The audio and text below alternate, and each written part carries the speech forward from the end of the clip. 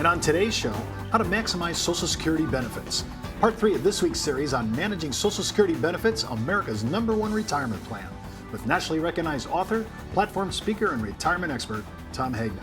Hi everyone, I'm Steve Savant, syndicated financial columnist and contributing author to InsMark, Life Specs, and Backroom Technician. Let's get down to business. Well, welcome to the show, Tom. Thanks, Steve. Great to be back. I'm always glad to have you on. And all this week we're talking about Social Security, and I did not realize the depth of knowledge that you have. That first show, if you missed that show, I highly exhort you to go back to Monday and see the history. I thought it was fascinating. Whatever your politics, you're going to enjoy what he talked about on Monday. We talk about maximizing, and I said this in yesterday's show. I love how you always talk about maximizing and optimizing and leveraging. And, I love all those words because it's really making our dollar work harder for us. Yeah, it's getting the most from the least, and that's what I'm talking about. And it's step 2 in my Don't Worry, Retire Happy, the public TV specials, maximizing Social Security benefits. So yesterday we talked about delaying benefits, which can help almost everybody. Today we're going to talk about file and suspend. This is really for married couples. It works better when you have one that made more money than the other. So for example, me, I made the most money, and my wife has really raised the kids. She's been in and out of the workforce, but hasn't made that money. This really would work for a couple like that, okay, more of a traditional type couple. It's a little known part of the code that can really help couples who have a spouse with little or no work history. And the way it works is at the time of full retirement age, the higher earning spouse files for benefits, but then doesn't take them. They file, but they suspend. Once they file for benefits, the other spouse can get half of that spouse's Social Security benefits, and then the higher earning spouse continues to delay until age 70, then takes the maximum. It's kind of a way that they can get the maximum out of it. So just to make sure clear, so if I'm a baby boomer, I turned 66, I'm going to file, but I'm suspending my if you were the breadwinner, you might want to file and suspend. Let your spouse then take it early and get half of yours. Now, what age does she have to be to get that? Well, you have to be full retirement age. She 66. Can be younger. She's got to be at least age 62, and it will be reduced for her if she takes it early, but it still may pay because she's going to get 4 years of it, and you're still delaying yours, which will be the survivor benefit eventually. I've heard you say this before. That's the #1 place where we leave money on the table. Absolutely, and this is money that you otherwise wouldn't get. So let's get to an example. So file and suspend is used when the primary worker has reached full retirement age, the spouse has not yet or could have reached full retirement age, income is needed or wanted, and the goal is to continue to grow the primary insured benefit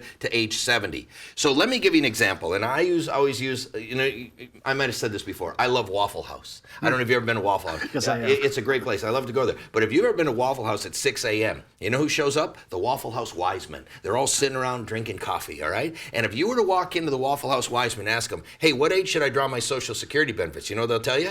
62. Haven't you been reading the papers? This place is going broke. Get the getting while the getting's good. 62, 62, 62. That's the Waffle House answer. My question is that the right answer? And the answer is no, that's not the right answer. But here we got John and Jane.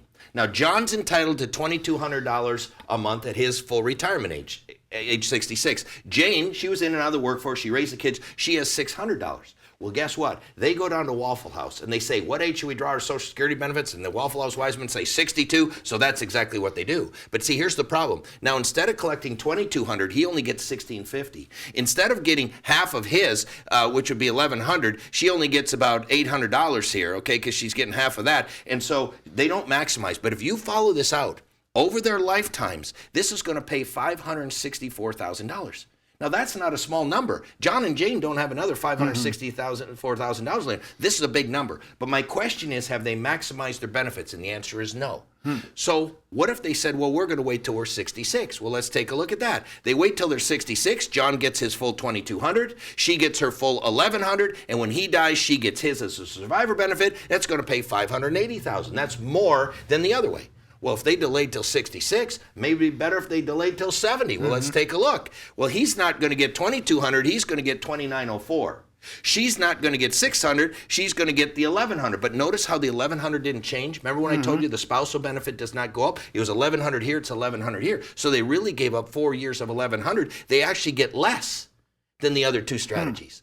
So delaying till 70 wasn't the highest. But now watch this. What if we do this file and suspend? Here's how it works. Jane takes hers early. So she takes her benefit early. At age 66, John files, but he suspends. He doesn't take benefits. Well, then she's entitled to the full spousal on hers, and then he waits till 70 to take his full amount, and when he dies, she gets that. Well, now look at this. That pays $588,000. But Steve, there's a problem here still.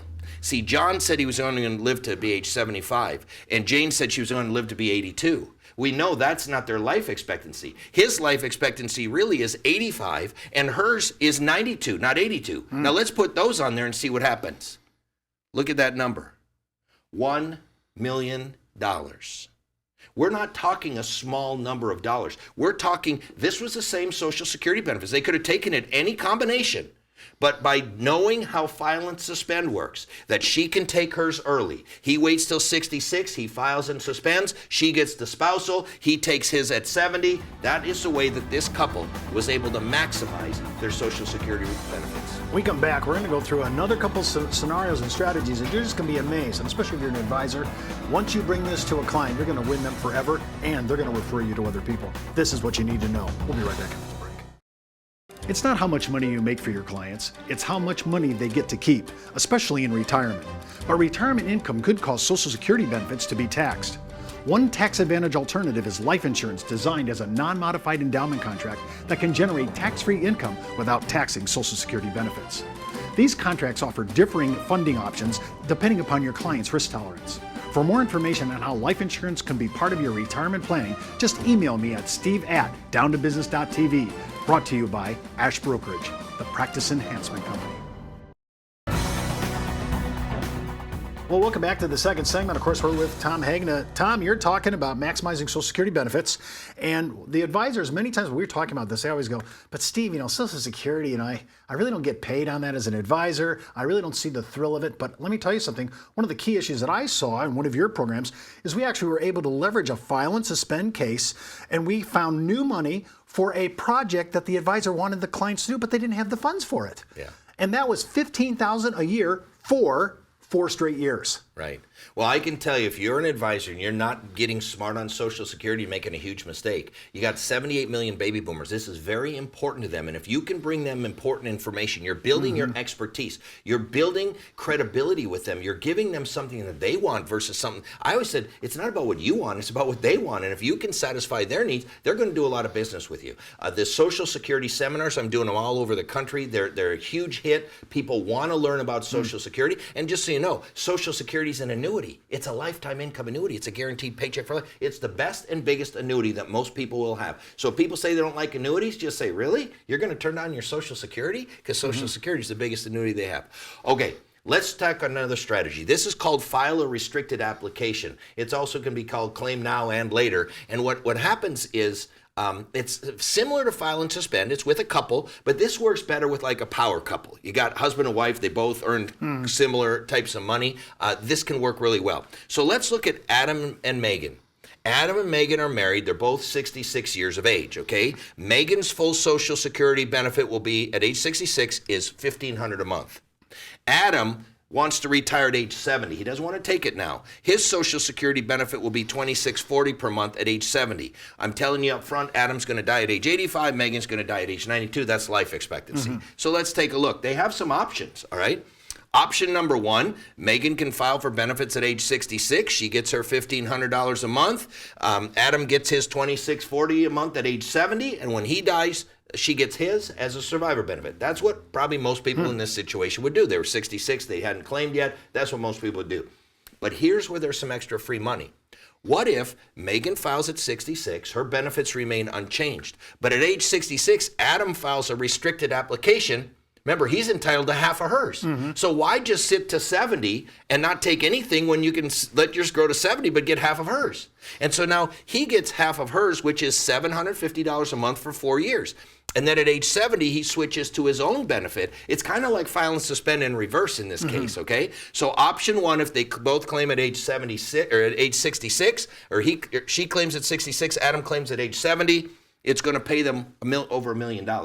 So the difference between that $1 million, what was the original number? Like 25% less. Yeah, but okay, so this is a new case. So this is showing $1 million. Now, if they do the option 2, where she claims at 66, he files a restricted application. Remember, he gets that $750 a month for 4 years. It adds, $30-something thousand to the case. Now, remember, this is the same people, same case, but just by knowing that you can claim a restricted application, you can get more money. A lot of people don't realize that these are simple strategies. It's the same whether you take a 62, 66, 70. IRS or the Social Security Administration doesn't care which one you take it, but it's going to make a big difference to you. It can make a difference of hundreds of thousands of dollars. Yeah, but you just this second option just added $30-something thousand that you left on the table. That you left on the table. Right.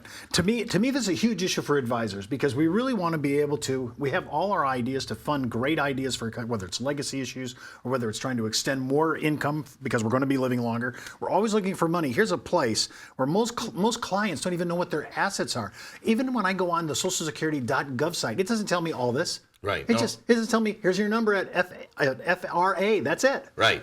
No, and so by knowing some of these strategies, you can really help people out a lot. Now, Tom, in your experience, you have a lot of people that do this, or they're just not aware of this idea. Well, I'm doing training sessions all over the country, and I'll tell you, it's been so amazing because it's been the advisors, the agents in the room who tell me, Tom, I didn't know this, and they were married and they were divorced. They didn't know they could collect on their ex. They didn't know that they could file a restricted application. They didn't know there was file and suspend. They didn't realize they should have delayed. Now, here's something a lot of people don't know. What if you claimed it at 62, and now you're 64, and you say, I wish I wouldn't have. I should have delayed. Guess what you can do? You can suspend, and you can delay from 64 to 70. So, there are a lot of little things in this code that... So there's a way to correct. If you made a mistake, there's a way to correct this. There could be a way to correct it. Now, one more thing before we leave the show day.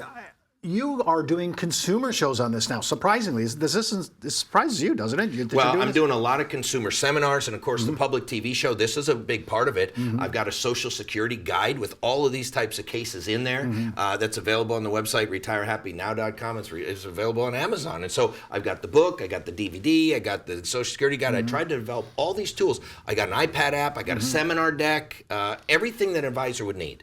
So if an advisor wanted to purchase either the iPad presentation and or the actual deck itself, you'd have that kind of item. Absolutely. Well, you can just look at the bottom of the screen and we'll just send you over to Tom's site and you'll be able to go get it. One last thing before we leave the show. When I'm thinking of as a consumer, I doubt very much, and especially we're in the Wednesday show already, I bet you have 95% of my consumers know nothing about these strategies. They do not. So this is a huge opportunity for advisors to pick up and really look like a white knight in retirement. Well, that's all the time we have for today. Remember, before moving forward with any of the ideas on our show, always consult your tax advisor, legal counsel, or your broker-dealer compliance officer.